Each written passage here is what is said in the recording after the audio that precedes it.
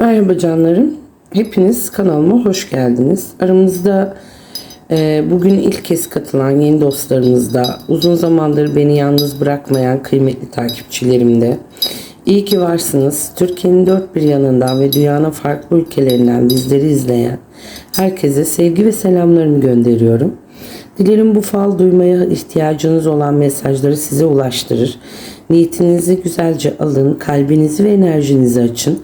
Şimdi hep birlikte fincanımızın anlattıklarına kulak verelim. Bakalım bugün bizleri hangi işaretler, hangi haberler ve hangi sürprizler bekliyor? Hadi başlayalım. Evet, fincanımız tutmuş arkadaşlar bu arada.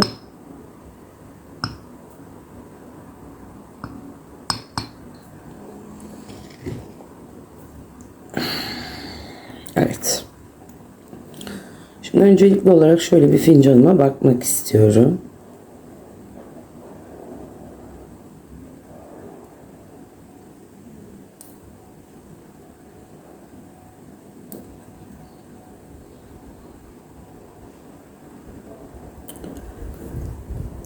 Ve dip kısmından başlamak istiyorum arkadaşlar. Şimdi burada dip kısmında sanki bir zürafa başı görüyorum.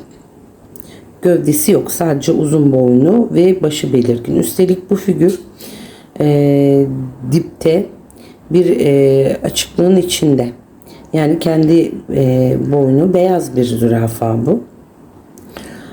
Uzun süredir sizi yoran, zihninizi meşgul eden bir konu var. Şimdi bu dip kısmındaki bu açıklık sıkıntının yavaş yavaş dağılmaya başladığını gösteriyor.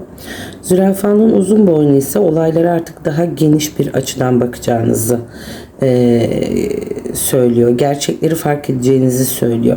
Beklediğiniz bir haber, uzakta olan bir kişi ya da gecikmiş bir gelişme çok yakın bir zaman diliminde önünüze gelecek. Sabrınızın karşılığını alacağınız ve sıkışmış hissettiğiniz durumdan çıkış yolu bulacağınız bir döneme gireceksiniz arkadaşlar. Bu acele etmek yerine doğru zamanı beklemenin size kazanç sağlayacağını söylüyor bize.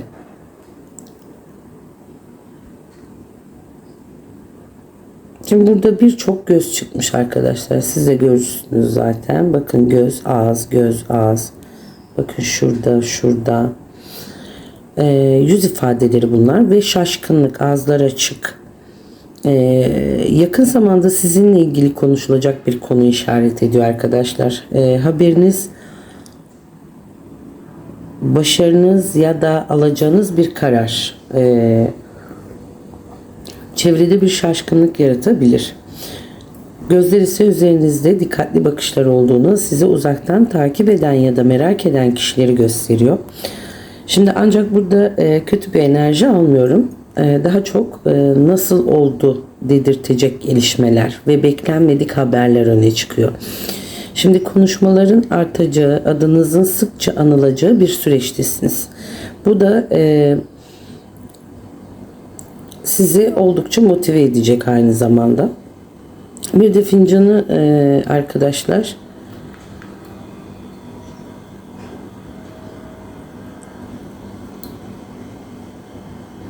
bakın böyle çevirdiğimde sanki yarım bir çiçek bu. Yarım bir çiçeği de andırdı bana. Ya da bu çiçeğin yarısı var arkadaşlar.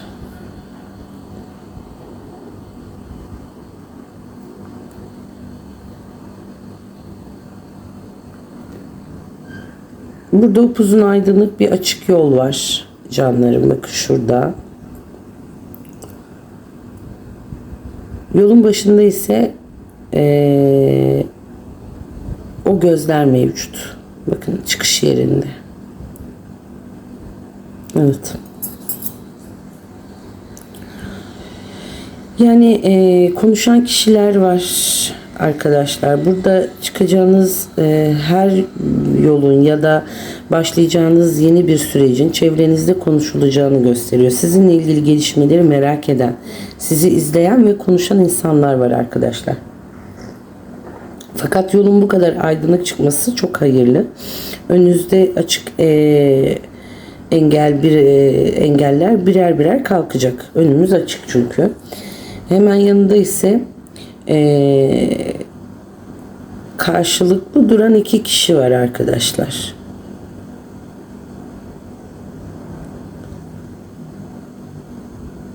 Yani yolun hemen yanında arkadaşlar.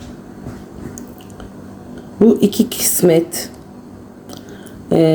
iki güzel haber, iki ayrı fırsat ya da iki önemli teklif olarak değerlendireceğim. Biri maddi, diğeri manevi olabilir ya da biri iş, diğeri özel hayatınızla ilgili olabilir. Her ne şekilde karşınıza çıkarsa çıksın bu iki kısmette birbirini destekleyen ve size bereket getirecek gelişmeleri işaret ediyor. Şimdi önümüzde hem yol açık hem de kısmetli bol bir dönem var arkadaşlar. Allah gönlünüze göre versin diyelim.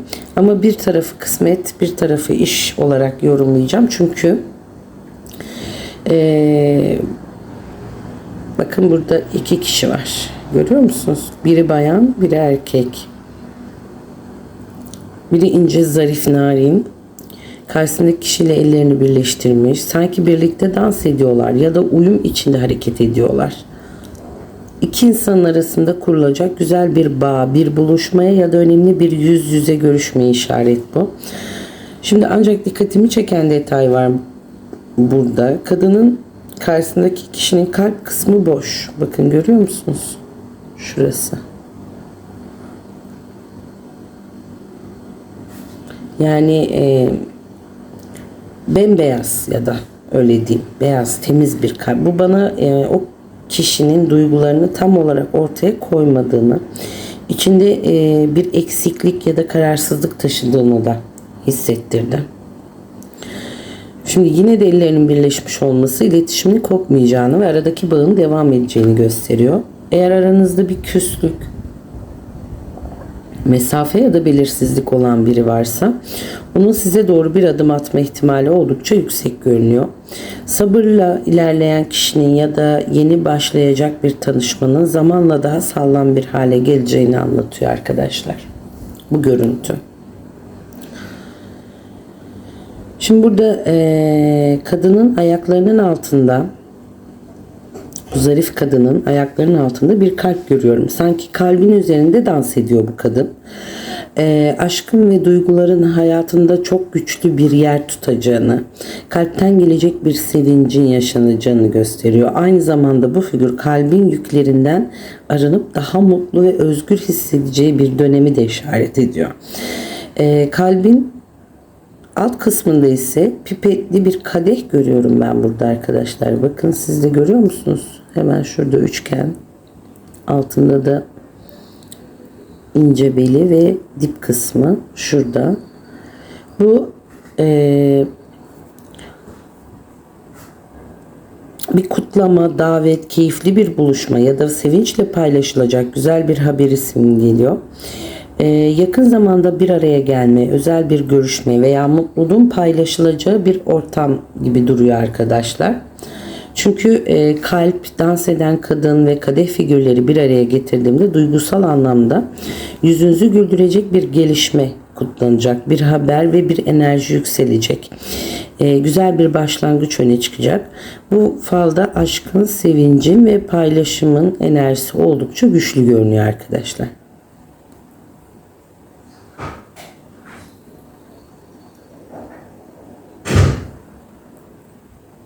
Bakın bu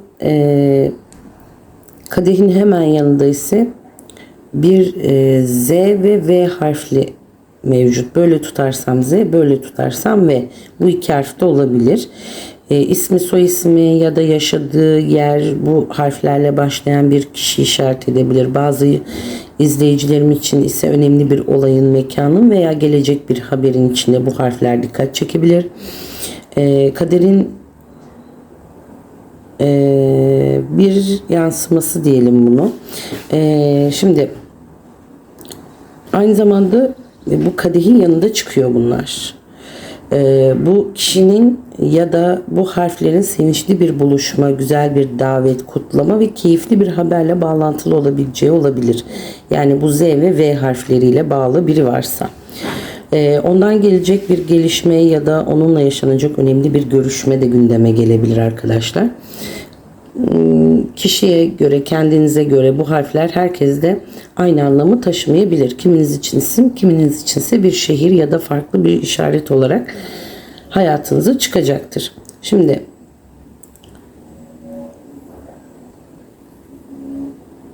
dans eden kadının hemen arkasında bakın şurada saçları dik dik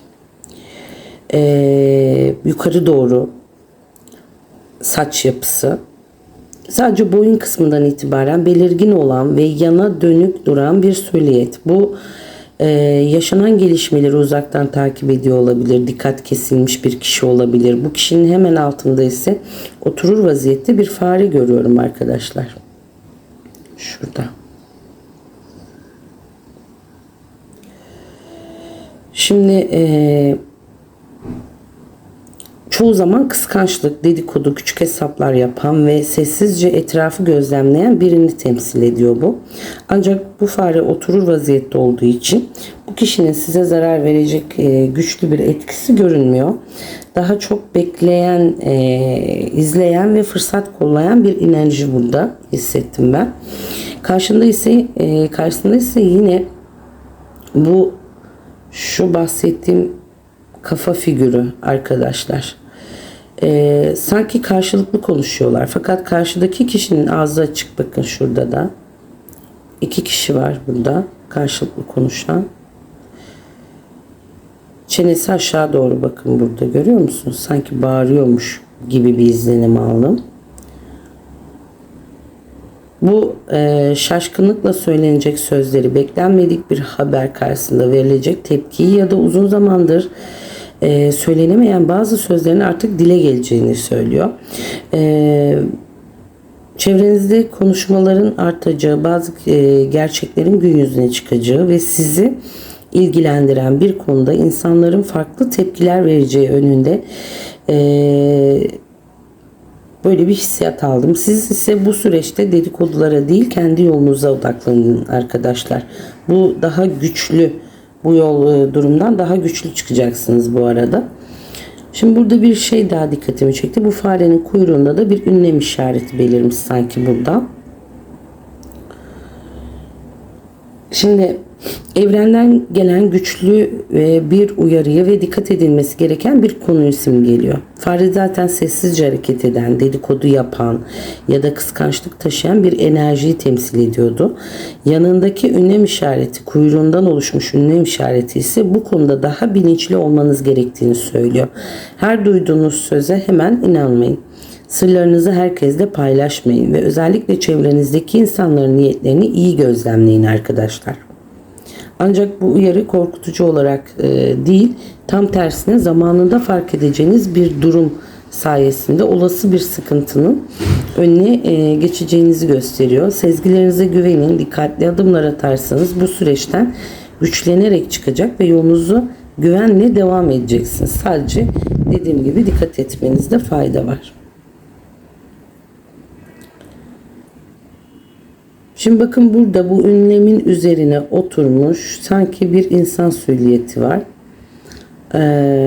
Ünlem işaretinin üzerinde oturuyor. Beyaz bir silüet bu.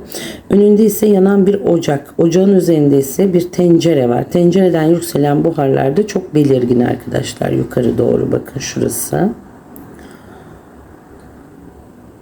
Falda ocak yuva, aile, bereket ve sıcaklığı temsil ediyor. Tencerenin kaynaması ise beklenen bir işin olgunlaşmaya başladığını, emek verilen bir konunun artık sonuç vermeye yaklaştığını gösteriyor. Yükselen buharlarda güzel haberlerin ve bereketli enerjinin yavaş yavaş hayatınıza yayılacağını anlatıyor. Şimdi bu silüetin, oturan silüetin yine tam karşısında beyaz bir kişi daha görüyorum. Elini kaldırmış arkadaşlar şurada. Bakın elinde sanki bir güvercin barışın, huzurun, müjdeli haberlerin ve temiz niyetlerin en güçlü sembolüdür arkadaşlar. Gördünüz mü? Bakın burada bir söyleyet ve elinde beyaz bir söyleyet ve bir güvercin.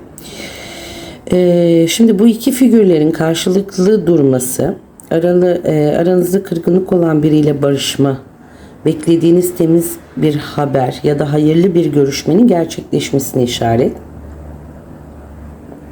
Şimdi burada güvercin gelecek haberin hayırlı olacağına, ocaktaki kaynayan tencere ise evinizde ve yaşamınızda bereketin artacağını işaret. Bu bölümün enerjisi oldukça güzel arkadaşlar. Hem aile içinde sevindirici gelişme hem de gönlünüzü ferahlatan bir haber görülmüş. Sabırla beklediğiniz konu yavaş yavaş istediğiniz noktaya doğru ilerliyor.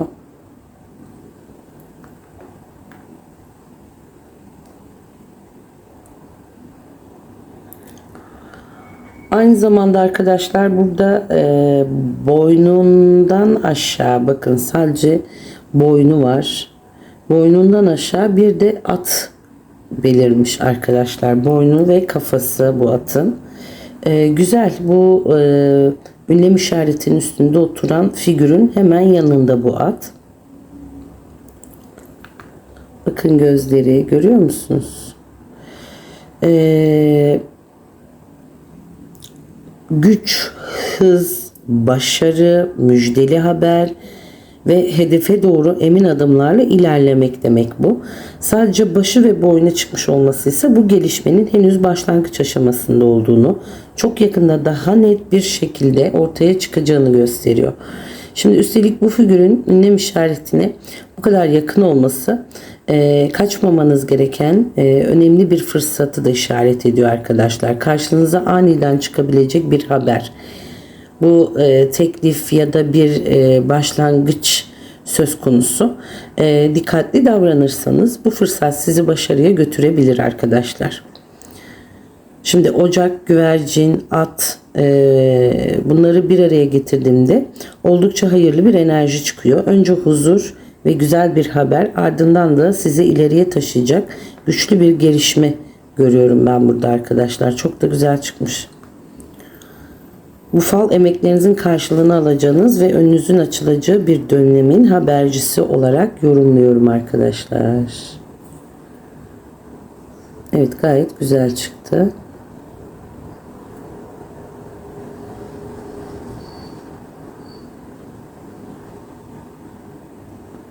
Evet. Şimdi tabağımıza gelmek istiyorum.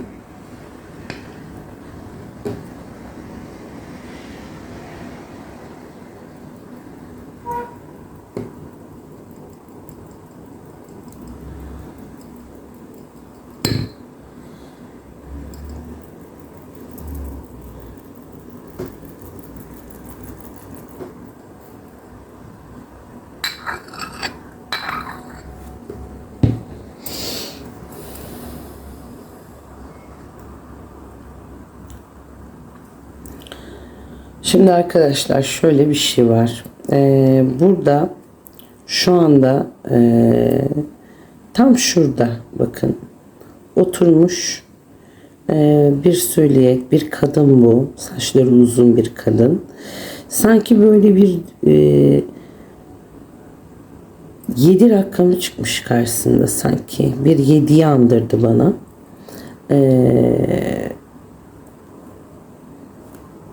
Bu hanenin dış kısmında yalnız.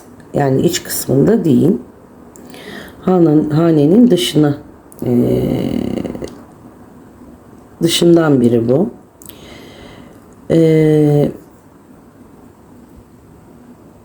Tam karşısında 7 rakamını andıran şekilse oldukça hayırlı arkadaşlar. Şimdi sabrı, ilahi zamanı, şansı ve beklenen gelişmelerin doğru zamanda gerçekleşeceğini simgeliyor. Şimdi bazılarınız için bu 7 gün, 7 hafta veya ayın 7'si ya da içinde 7 geçen önemli bir tarihi gösterecek. Kadının hanenin dışında olması ise bu kişiden gelecek bir haberin, ziyaretin veya karşılaşmanın dışarıdan hayatınıza geleceğini anlatıyor. Eğer uzun zamandır görüşmediğiniz bir kadın figürü varsa, yani onunla ilgili bir gelişme yaşayabilirsiniz. Şimdi bu bölüm enerjisi sabırla beklenen bir buluşmayı ve zamanı geldiğinde gerçekleşecek hayırlı bir gelişme işaret etti bana. 7 rakamı bu falda güçlü bir zaman sembolü olarak dikkatimi çekmedi değil yani arkadaşlar.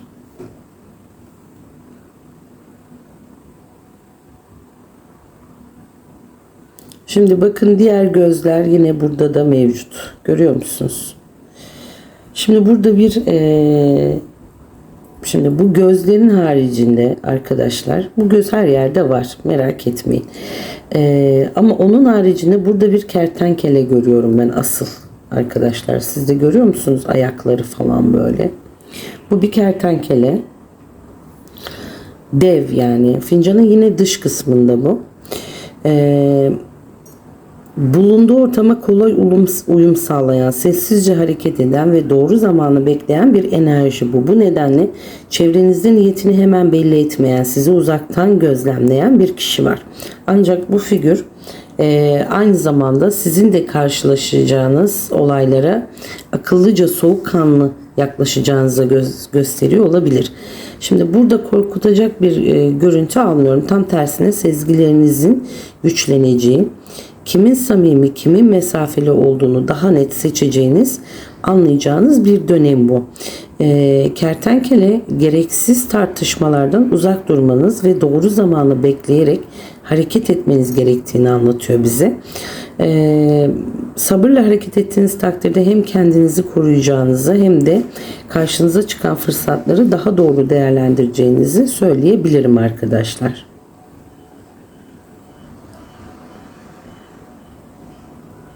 Şimdi bakın, burada bir kertenkele daha var. Bakın ayakları görüyor musunuz? Kafası. Biri bu şekilde ama diğeri oturur vaziyette çıkmış, sanki böyle ayakları üstten görüntüsü çıkmış. Acele etmeyen, doğru zamanı bekleyen bir enerji bu. Burada sabrı, temkinli olmayı ve her adımı düşünerek atmayı simgeliyor arkadaşlar. Sessiz kalan ama her şeyi dikkatle izleyen bir kişi olabilir hayatınızda. Aynı zamanda sizin de önemli bir karar vermeden önce olayları ince değerlendirmenizi tavsiye ediyorum. Şimdi kertenkelenin burada oturur vaziyette olması ise hareketin henüz başlamadığını, beklemede olan bir konunun doğru zaman geldiğinde hız kazanacağını işaret. Bu ister siz iş olarak düşünün, ister aşk olarak düşünün, ister aileyle ilgili bir mesele olsun. Sabırlı davranmanız halinde sonuç sizin lehinize olacak gibi görünüyor. En önemli mesaj şu anda bana verdiği, her gördüğünüze ya da duyduğunuza hemen tepki vermeyin. Doğru zamanı beklediğinizde hem kendinizi koruyacak hem de çok daha güçlü bir adım atacaksınız arkadaşlar. Şimdi hemen bu kertenkelenin hemen yanında ise 2 tane duran, ikisi de cüsseli ve hemen hemen bir boyda olan ve tek vücut olmuş bir 2 silüet görüyorum burada. Ve arkadaşlar aynı zamanda 2 tane de kısmet çıkmış burada. Önce bu silüetleri yorumlayalım, sonra da kısmetleri size yorumlayacağım. Şimdi burada arkadaşlar 2 figür, bir eş, bir sevgili, dost, ortak ya da ailenin 2 kişiyi temsil ettiği, aralarında bağ oldukça kuvvetli görünüyor. Eğer aralarında bir mesafe olmadığı için bunu söylüyorum arkadaşlar. Mesafe ya da kırgınlık varsa bu görüntü yeniden bir araya gelmeye, güçlü bir birlikteliğe işaret ediyor. Zaten yan yana oldukları halde bu bağın daha da sağlamlaşacağını anlatıyor, birbirinin tek vücut olması. Güç birliği, omuz omuza durmayı, birlikte alınacak önemli bir kararı da hissettirdi. Yani yalnız hareket etmekten çok 2 kişinin birbirine destek olması ön planda burada. Hemen yanında görünen arkadaşlar kısmetler. Bakın biri burada, biri burada. güçlü birlikteliğin, yani iki kısmetin ise bu güçlü birlikteliğin ardından gelecek güzel gelişmeleri işaret ediyor.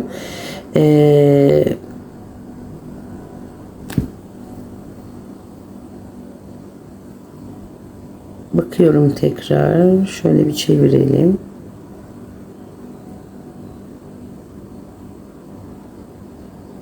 Şimdi burada arkadaşlar yine bir söyleyet bu. Sanki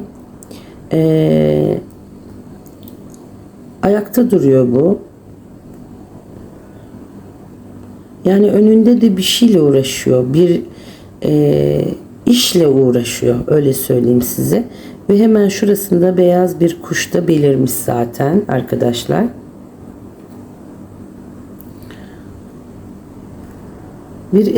Bir işle uğraşıyor bu kişi. Sanki bir şeyin orada arkası dönük aynı zamanda. Emek verilen, sonuçlarını almayı bekleyen bu bir iş başvurusu, iş hayatındaki bir gelişme ya da uzun zamandır üzerinde çalışılan bir konu isim geliyor. Hemen yanında ise beyaz bir kuş. Bakın hemen şurasında beyaz bir güvercin bir diyelim biz buna.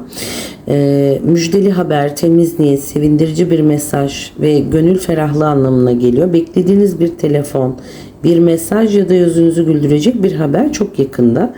Şimdi bu iki sembolle birlikte verdiğiniz emeklerin boşa gitmeyeceğini görüyorum. Üzerinde çalıştığınız konu hayırlı bir sonuca doğru ilerliyor. Ama dediğimiz gibi bu kertenkelemizi unutmuyoruz arkadaşlar, ikisini de. Onun için temkinli oluyoruz. Verdiğiniz dedik emekler boşa gitmeyecek. Üzerinde çalıştığınız hayırlı bir sonuca doğru ilerleyecek. Ama dediğim gibi beyaz kuş da bu sürecin sonunda gelecek güzel haberleri ve içinizi rahatlatacak gelişmeleri müjdeliyor. Çok güzel bir umut veren bir enerji var burada. Sadece dikkatli olmanız gerekiyor. Bu iki kertenkeleden dolayı arkadaşlar. Sadece dikkatli olmanızda fayda var. Umarım arkadaşlar fincanımızın verdiği mesajlar gönlünüze dokunmuştur. Aranızdaki aklınızdaki sorulara bir nebze de olsa ışık olmuştur. Unutmayın, fal sadece bir yorumdur. En doğru yolu her zaman kendi iradeniz ve kararlarınız belirler. Beni dinlediğiniz, bu güzel enerjiyi benimle paylaştığınız için hepinize yürekten teşekkür ediyorum.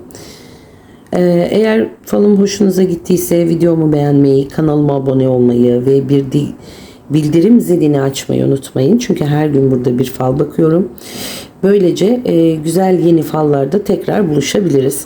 Kendinize çok iyi bakın. Kalbinizden umut, evinizden bereket eksik olmasın efendim. Bir sonraki falda yeniden görüşmek dileğiyle, sevgiyle, ışıkla kalın. Hoşça kalın efendim.